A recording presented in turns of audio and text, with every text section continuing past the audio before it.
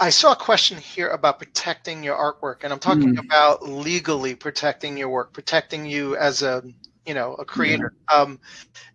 There's obviously, some basic things you do with individual works, like signing things, the copyright and the date. But when it really comes to registering your work, I mean, there's a little bit more of a process to that. How involved is it?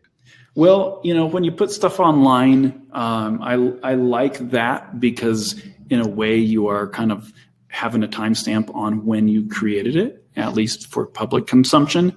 And so, putting things on a blog or online, it kind of acts as the basics. It's kind of like mailing yourself an envelope nowadays, like you used to do that before, with the postmark stamp on it, and then you don't open it.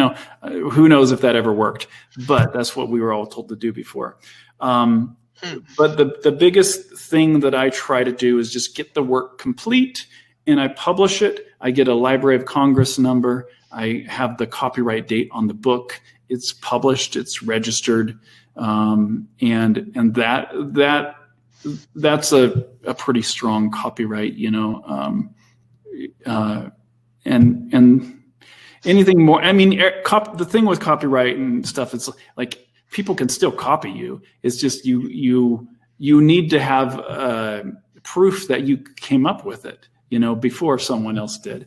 And so, but then again, I don't want anyone to be worried about that, because I think it locks up most artists to where they just don't do anything and they never show anything. And the thing is, if someone's trying to copy you, then you're doing something right. So try to get people to copy you, right?